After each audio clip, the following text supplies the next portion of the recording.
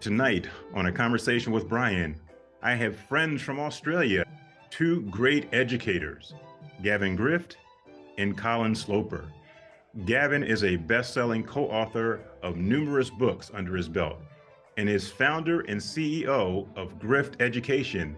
His passion, commitment, humor, and highly engaging style have made him one of Australia's most in-demand presenters. His leadership in education in the industry in Australia fueled the development of PLC networks across the country and culminated in the establishment of the Center for Professional Learning Communities, a cohort informed by the work and legacies of Richard and Rebecca DuFour. Colin Sloper has been a teacher, an assistant principal, a principal in government schools for well over 35 years in Australia. In the course of his career, he has been involved in the establishment of 5 new state government schools, including during his time as principal of Parkingham Springs Primary School in Victoria.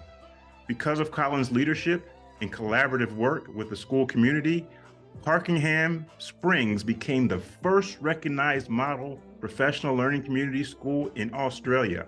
Colin himself is a best-selling author and is highly sought after across Australia. And so without further ado, I'd like to welcome to A Conversation with Brian, Gavin Grift and Colin Sloper. Morning. Good morning. How are you, Brian? Colin and Gavin, how are you? Great.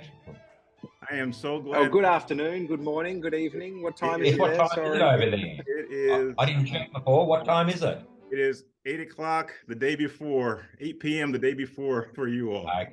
So we're just after 9 a.m. Yes, yeah. And so thank you again for joining me on my show. And at the beginning of each one of my shows, I ask my guests to talk a little bit about their personal journey, their professional story, as much as they'd like.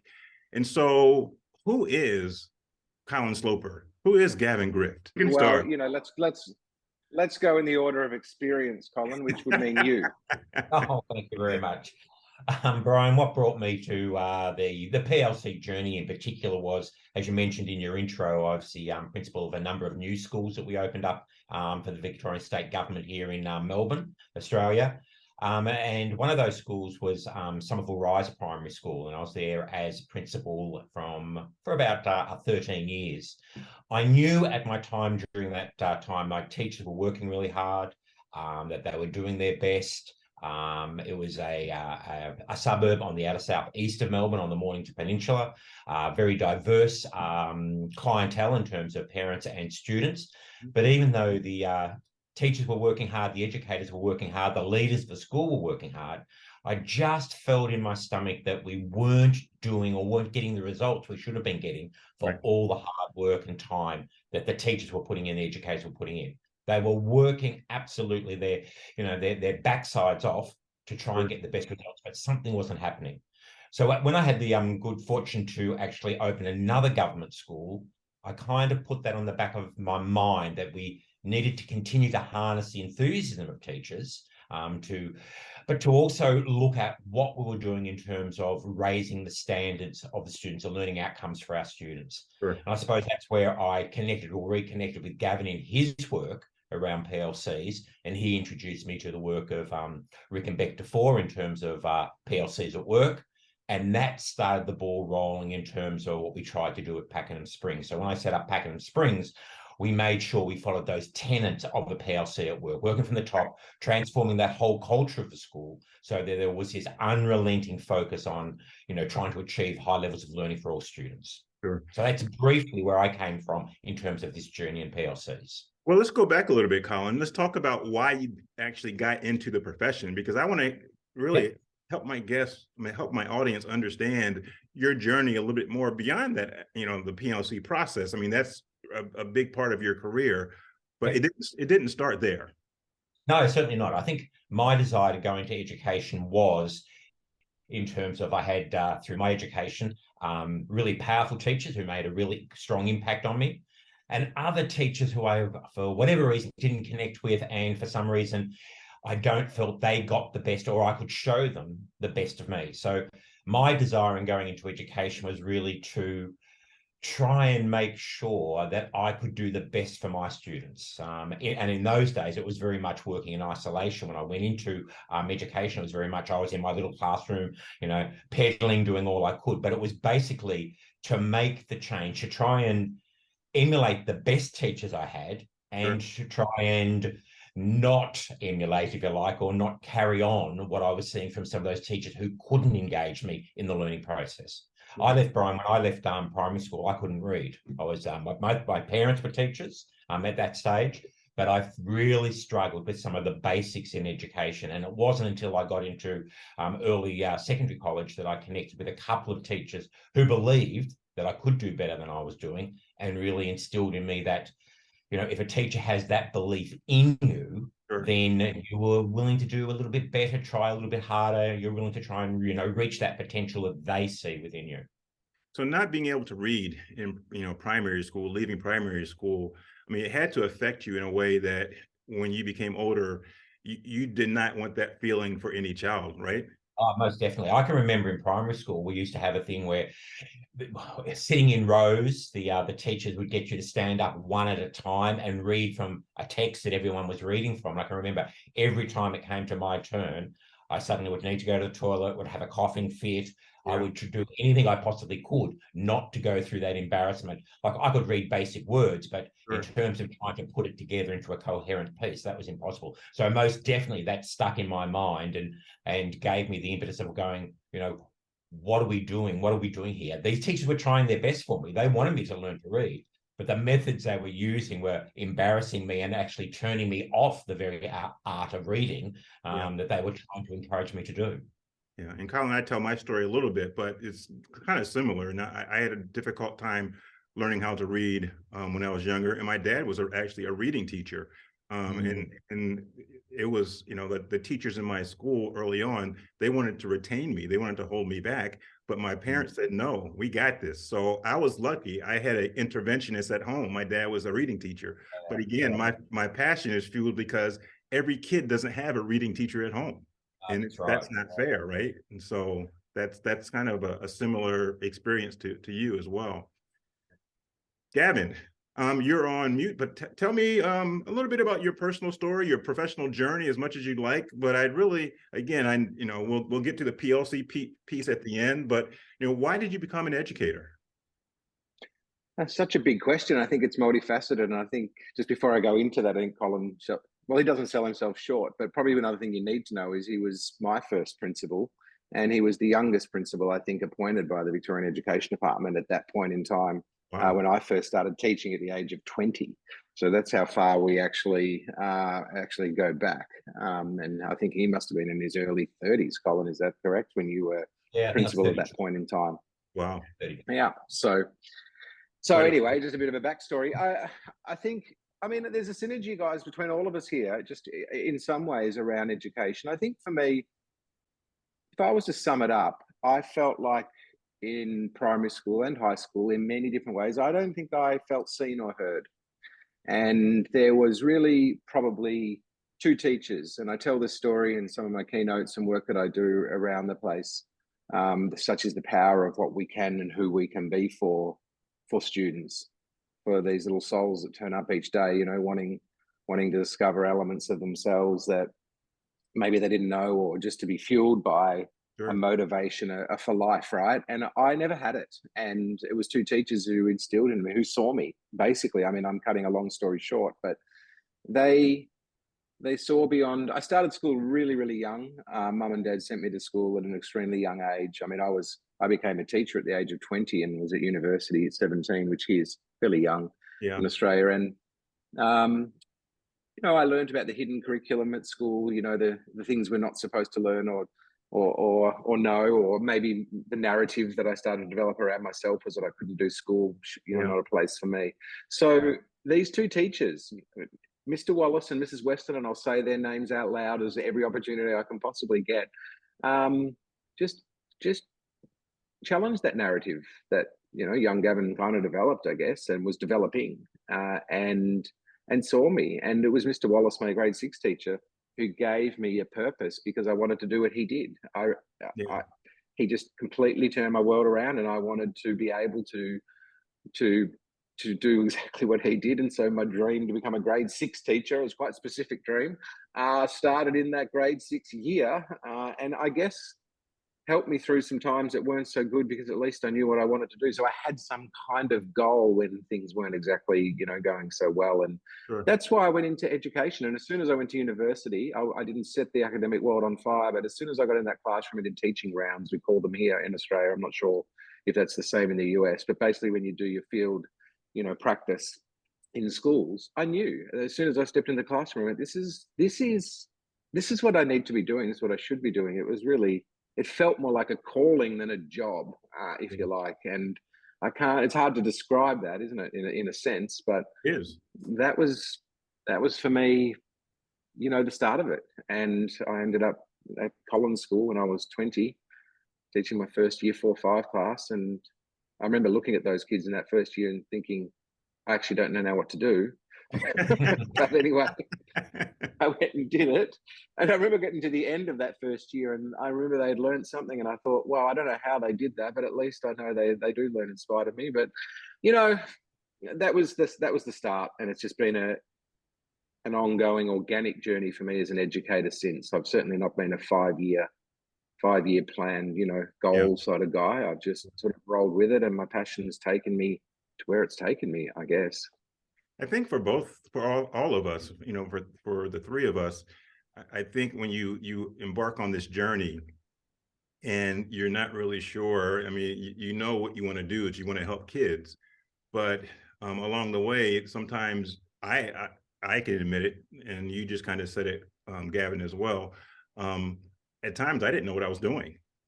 I was just doing the best I could, but then there was always somebody along the way that would say, I can help you, or they would model something, and it would be like, boy, at this time where I wanted to quit, or this time where I felt defeated, somebody just showed up, and it's like, wow, this person is going to help me. So I don't know if that was the case with you, Colin, or you, Gavin, but I've had so many people along the way have helped me in this journey as a professional that it kind of fueled me to just want to get better. Yeah, I agree. Like Gavin mentioned a couple of teachers there of his. I can particularly recall a teacher I had in year 8 English. As I said, I really struggled with literacy skills in primary school, being able to read.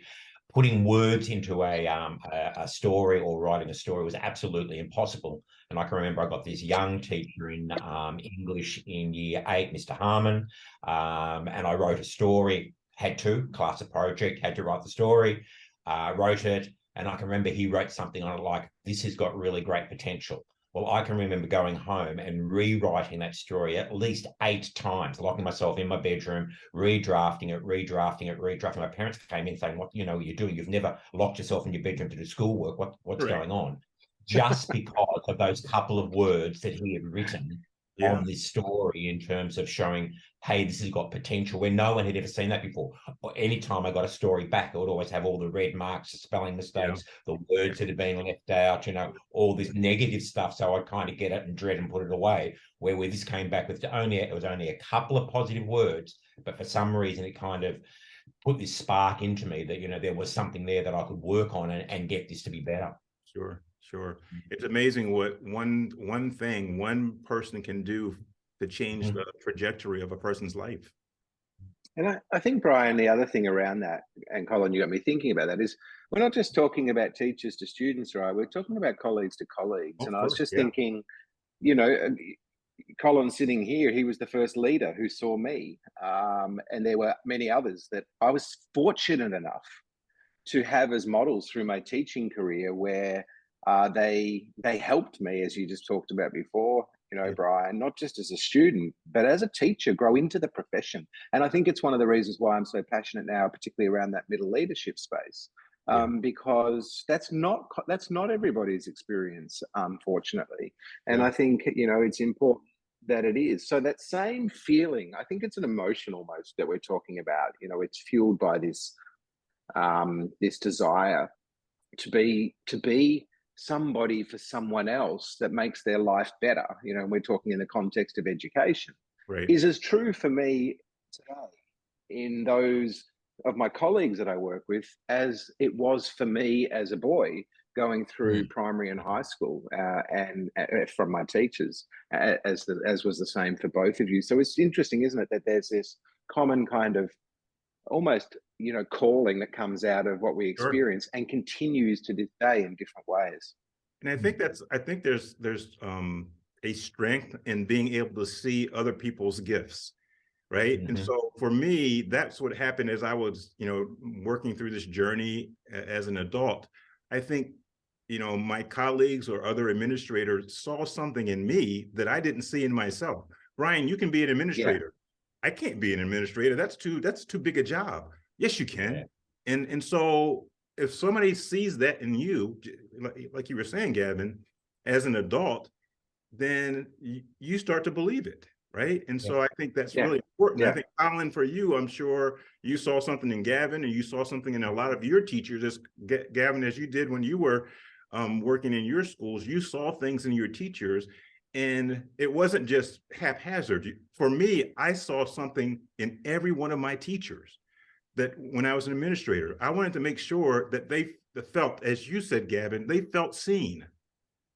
Yeah, I think that's the key, that you feel seen and you feel heard. And it's not just rhetoric or words, it's a genuine attempt. I mean, that's part of the cognitive coaching work I do. I think I'm still so drawn to that because it gives people a way of being that for other people. You help people to be seen and heard when you stay present and truly listen to their stories and who they are, and you make less assumptions about who they are. Exactly. Maybe less judgments, and therefore you can grow them, and support them and develop them, in the way they need to be as part of an organization, but of course with autonomy as well, that kind of the balance between those two things. So it's interesting that we all talk about where it's come from for each of us, but how that to some degree doesn't leave you. It just kind of shifts gears or, changes vehicles, if you like. And when you talk about what you just talked about, Gavin, it's all about relationships, Colin, right? It's about that building of trust, because when I am an administrator and I have, staff, I want to pump them up. I want to give them positives, but there are times where we have to have hard conversations. So if I've had this relationship, this positive relationship with them, then when I have to have maybe a difficult conversation, that's still a kind conversation, but it may be a difficult conversation, they are more apt to hear me.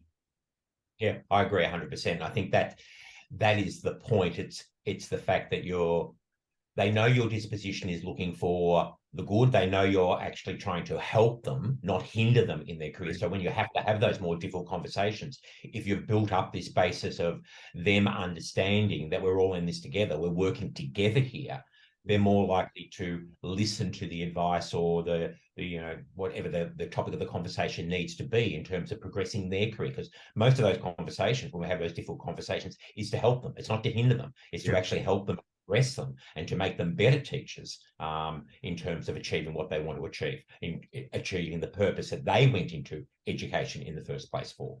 Yeah. When I talk about my career, and I think this is where maybe we come together. You all talked about, and Colin, you talked a little bit about it in terms of working in isolation. In your former school, teachers were working extremely, really hard and cared deeply about kids. And so for the first 15 years of my career, I was in a school system, which was a very good school system. And I worked in a number of schools that, the teachers worked extremely hard. They cared deeply about children. They did the best they could, but there were still students who were not making it because we weren't working in this collaborative way in terms of the PLC at Work model. And so after 15 years, I moved districts, and then I went to a school that was like, oh, a light bulb came on. I'm like, this just makes sense to me. And I met Rick and Becky DuFour that year because they came in to our district to start doing some work.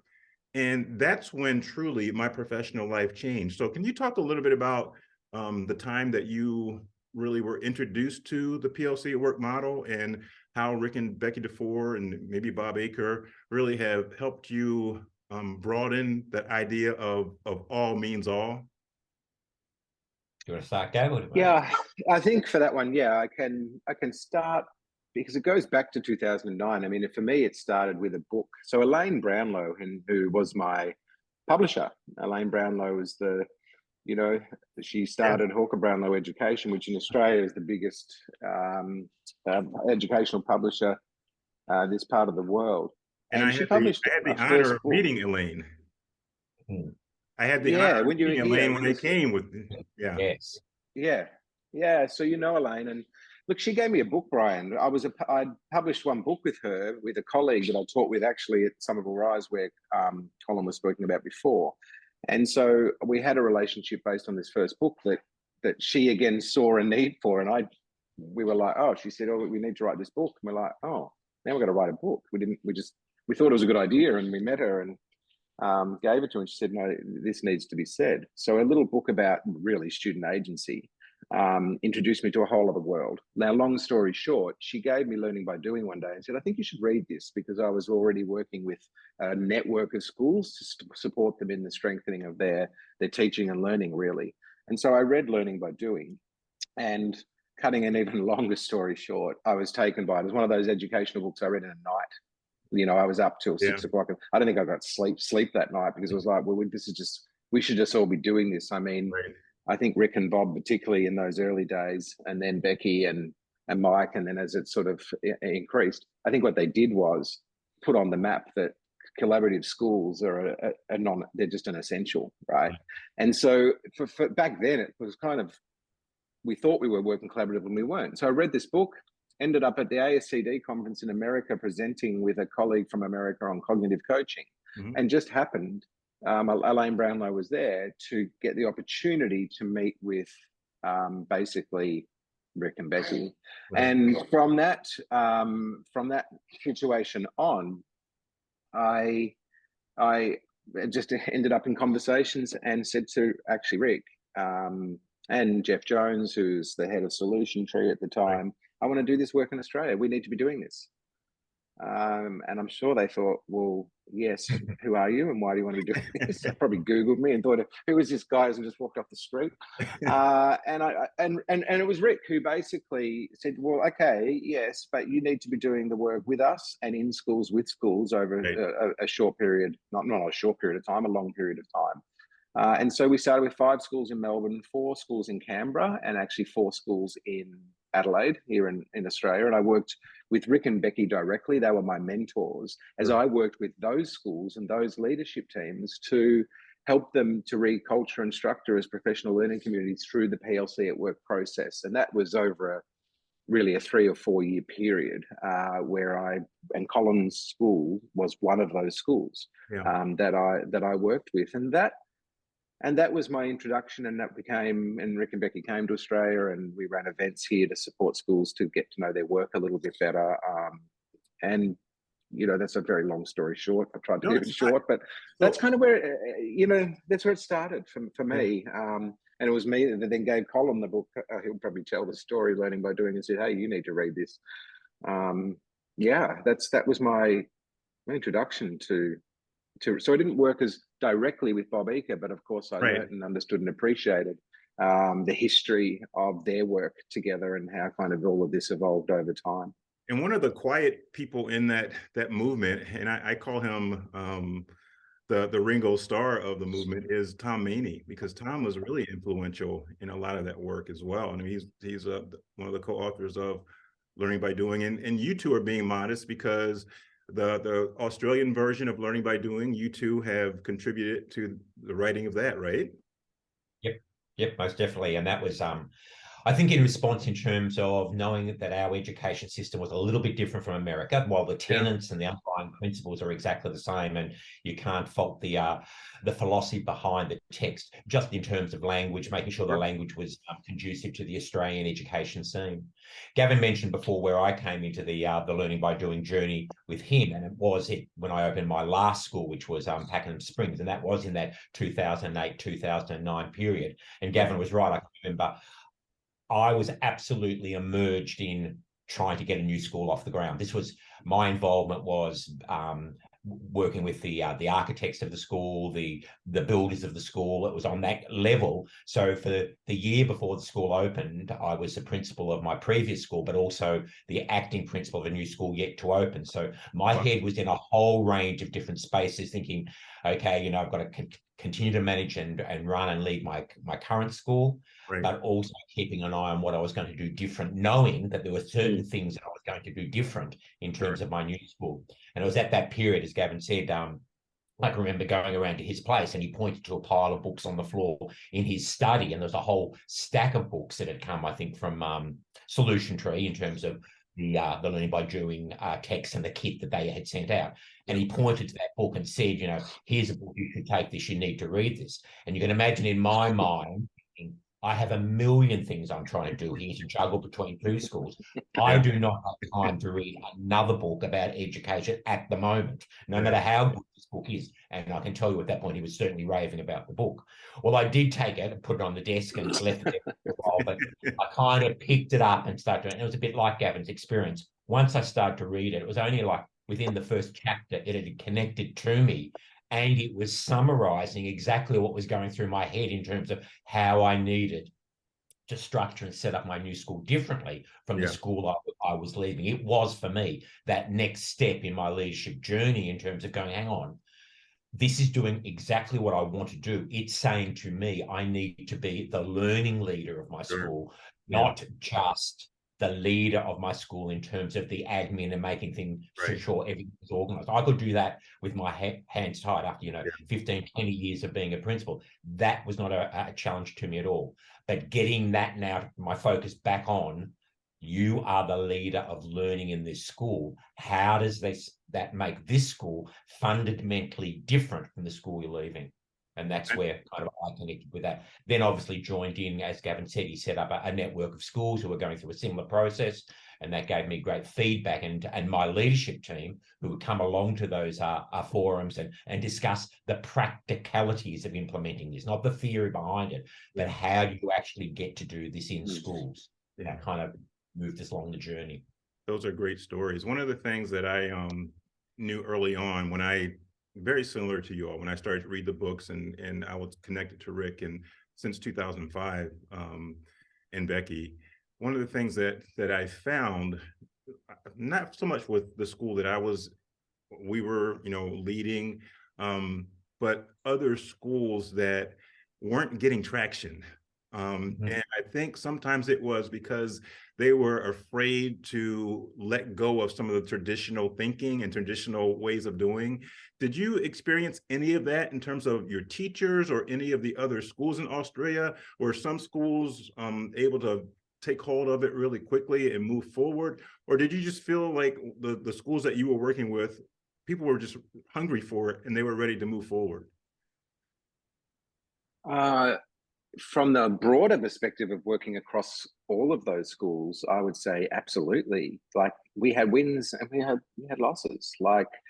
And it was such a learning curve. And that's why Rick, I think, said you must work in schools with these schools alongside of them, because that's where the learning takes place. And I could take that learning into other schools, into other systems, and support them in their thinking about this, because I was constantly searching for why is this working here and not working here, and what are some of the reasons. And then, of course, you're looking at structures, you're looking at leadership, you're looking at more of the dispositional aspects to the way in which people are working. And I really do believe, for example, cognitive coaching is a bit of a grease that makes the PLC wheel turn, because it helps people understand how and who we need to be together when we're working together. Plus that's just one aspect of my work, plus so many other aspects of work that is out there that is phenomenal in supporting people to not just understand what the work is, but know who they need to be as they're doing the work. And then you've got those who can be great storytellers as leaders, who bring everybody on and understand the mission, vision, values, and goals, and make people part of that. And others who that's not so much a strength. And so that was a difficulty. So there was those leadership aspects. I mean, so many aspects to this work that it really demands from us and asks of us as educators. That is challenging. It's definitely challenging work, and it's designed to disrupt the status quo of the school, right? So if if that's what it's designed to do, we learn a lot about ourselves as we're doing it, or not doing it. If we're not disrupting this, sometimes there wasn't much change or shift, but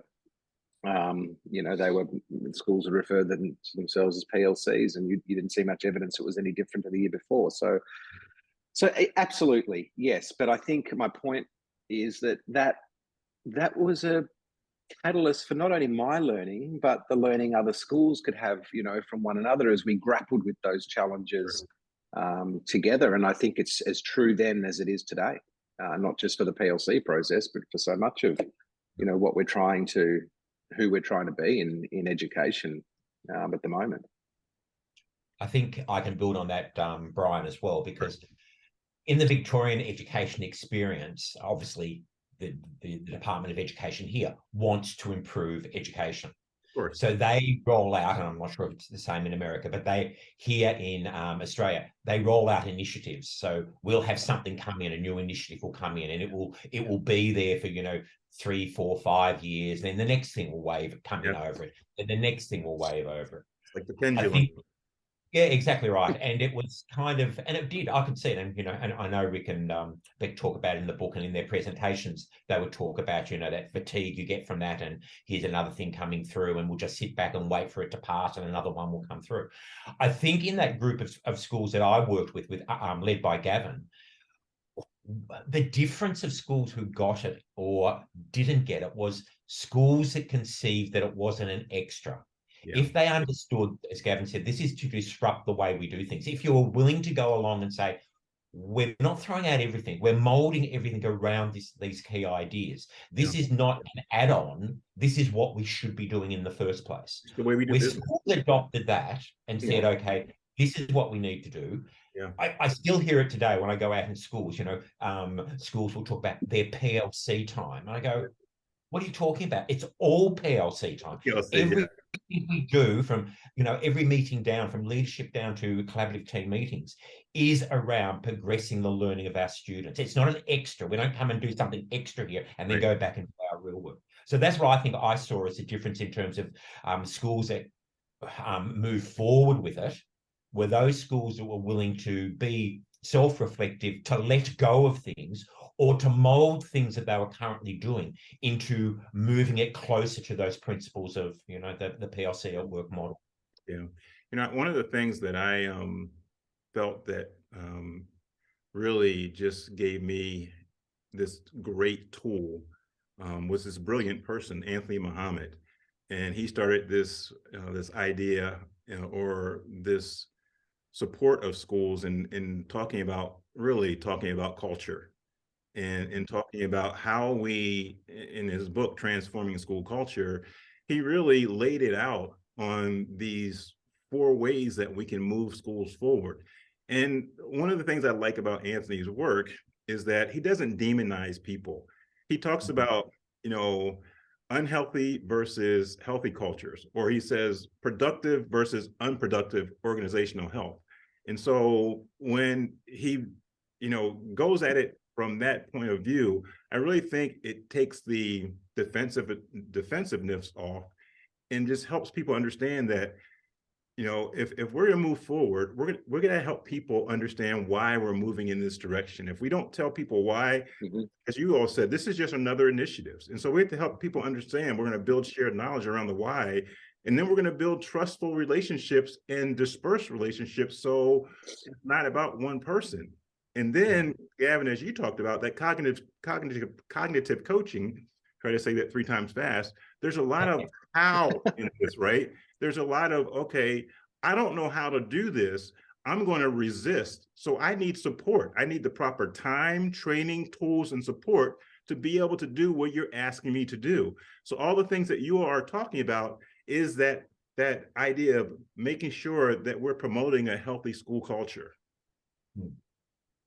Most definitely. I think culture is key to it, Brian, because if you don't see it as a cultural shift, if you're not working this from the top, the leadership down, seeing this as a cultural shift in the way we basically do schooling, then it doesn't work. We've seen, Gavin and I have seen countless examples where it's left to the poor team. It becomes the work of the team without those supportive structures, that culture that needs to be, all consuming within the school to support those teams to do the work. Without that support, we have literally seen teams, die what we could describe as this horrible, painful death, where they're trying to do the right thing, they're wanting to do it. There's not the support, that cultural understanding of what this looks like in a school context. Exactly. And then they say, well, this PLC thing doesn't work. And it's not that it doesn't work, it's that we have not implemented it in the way that allows it to take hold. Exactly. I think as a learner, as my own learning has evolved, as my frames of reference have broadened, and I've been able to learn so much more just about, about many things in our profession. I think and it goes back to what you said about Anthony, I've learned how to be sort of vigilant in a really respectful way at challenging people to think about that, because the facts are there are many bodies of work, many different bodies, many pieces of research, or authors who do sort of refer to and think about PLCs and collaborative teams as the team, not the school. Right. And I think that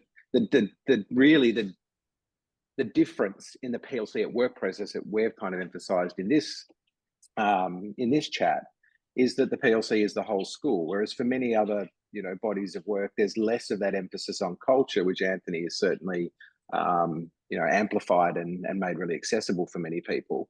Yeah. But in many other bodies of work, you don't see that. And so, there's a genuine confusion which I think exists for many educators and schools, as Colin talked about too, with system priorities and initiatives. And that's something else you've got to try and work through and work with when you're helping schools and teams, do the work. And I'm sure that would be the same in the US. Oh, it definitely is the same. And I think that's why a lot of schools spin their wheels, because of what you said, Colin, initiative fatigue, and there are so many different things coming at us. They think PLC is a thing. And so they're like, oh, we don't have enough time to deeply understand it, but let's actually PLC light it and think of it as a team or a meeting. And then they just miss the boat, because what happens is when when we're trying to answer those critical questions, especially critical question number one, identifying those essential standards, making sure we have a guaranteed and viable curriculum. Part of that for me in my work is to make sure that those teams are talking vertically, right? And so that connects the rest of the school. And so I think people have to understand that if I identify an essential skill, then I want to know at the grade above and the grade below, are we actually in alignment, right? And so that's part of that misunderstanding, where the good part is that some people are working as teams. The missed boat is that team is working in isolation. Yes, we agree. So totally. Let's actually, because we only have a few minutes left, I want to make sure that we touch on your books. I looked at your website, Gavin, and you have a ton of stuff happening. You have, a number of programs that are going on. Can you talk a little bit about your collaborative teams that work? Any of your workshops that you're doing together? Any books that are coming out that we should pay attention to? Well, I think it's funny. I was just thinking about collaborative teams that work. The book Colin and I wrote was really the culmination of doing this work for over 10 years, where we saw what was needed, which was teams were also saying, yeah, well, we're all in, we understand this and we want to do it, but we're not sure how. We don't really know how to operationalize this way of thinking and this way of working, and right down to what tasks do we actually engage in, and do these tasks fit what this process demands. And then we also found, as we tried to implement this, that there were other challenges in doing this work that maybe weren't being addressed in other literature or in other schools of thought. So that's where collaborative teams at work came about, and we run leadership retreats on that here in Australia, and we support schools in helping teams to do that work as we take them through really the key actions and tasks that collaborative teams need to engage in to make a bigger difference to each other and the students they serve in their teams. Colin, have I got that right? Yeah, I hope so. Exactly right. Certainly, because it was, It wasn't a book we wrote to write a book. It was a genuine response to what we were both Who seeing. does that? Who would want to do that? When we go out into schools, and we're going out into schools, and we're going to different schools, but when we're coming back and catching up in the office and talking, we're talking about the same stuff. We're talking about, but why aren't they getting it? Why are they doing that at their meeting? Where in the research or learning by doing, does it say they should be sitting down doing that? Why are they doing that? Why are they misinterpreting that? So I suppose we wrote the book in terms of being a roadmap, and we certainly refer to it as a roadmap in terms of there's key things that we think collaborative teams should be doing if they're progressing this work. If they are really focusing on improving, learning outcomes and trying to achieve the highest learning outcomes they can for all students, then there's certain tasks they have to do. And in the book, we've obviously tried to outline those tasks so that there's at least an understanding of this is where we're heading. We might not do all those things, and some of those might not be relevant to our school context or situation, but at least we know what we're trying to do. And then we can go, hey, this is applicable. These actions, these are the ones that are applicable to our collaborative teams in our situation. And you make it manageable. I mean, I was fortunate enough to read your book, and one of the things that you do is you make it manageable and practical. And you also, like, right up at the beginning, you talk about, those 4 critical questions, they're not meant to be addressed all in one meeting. Sometimes people think they're supposed to be addressed all in one meeting, and they're just frustrated. They're like, how can we do this? We don't have the time.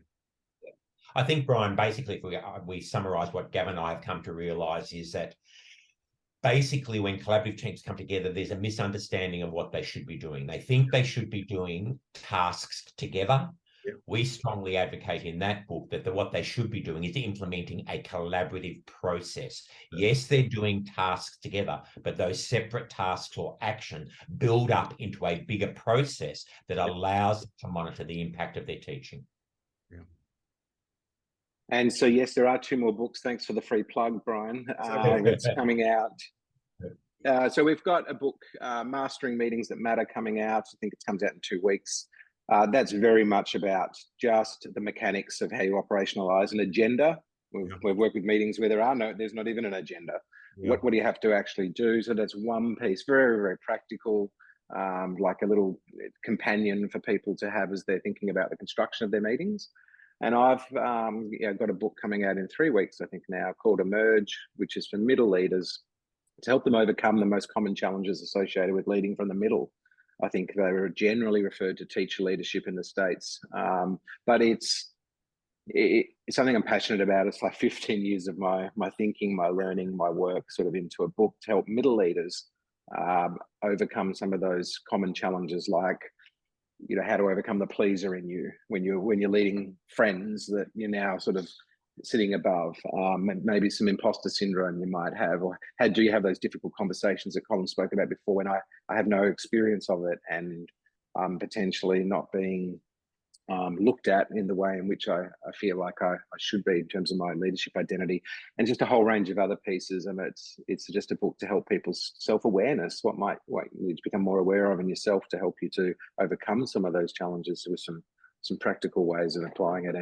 And that, I guess the main message of that book is we're all works in progress. It's the most personal book I've ever written. I make myself pretty vulnerable in it and talk about how I'm still finding my own way in this space, and hope that it's a bit of a going back to where we started, a mentoring, like an old head on young shoulders kind of book for people who are grappling with some of the things that I was grappling with, and continue to do in many walks of life around our leadership efforts. So that's that one. Thanks for the platform and opportunity to talk about it. Sure. Well, this has been great, you two. I really appreciate it. One of the things that I wish I had more time, or I wish I actually was traveling more to Australia, because I learned so much from you two just in this 45 minutes. It's really just an honor to be able to speak with both of you. At the end of each one of my podcasts, I say this proverb. It's an old African proverb. I used it at my dad's funeral a few years ago. My wife actually introduced it to me probably about 15 years ago. And the proverb says, "As I go, I am wearing you." And what it means is, I'm not Brian Butler. I am a compilation of all the people who have helped me along the way. And so those people, when you see Brian Butler, you see the people when I was younger, the people who helped me as a young adult, the people who are still helping me, those are the people who I am wearing and I'm representing in all that I do. And so as I go now, I continue to add people to my journey, and you two are two of those people, Colin and Gavin. So as I go now, I am wearing Colin and Gavin. Thank you, Brian. Wow, That's that's lovely. That is a privilege to hear that, and it was an absolute privilege to be asked and have the opportunity just to chat about this. And we can't wait to have you back in Australia, where we'll definitely take you to the Australian Open in January. Yes, that's my dream, the Australian Open. Well, we hope that dream let's comes work through. Towards it. Yep. Well, Yes, thank you two so much. I appreciate that. I appreciate you all coming on a conversation with Brian, and we'll talk to you very soon. Thanks so much. Thanks, Brian. Subscribe to A Conversation with Brian on Spotify.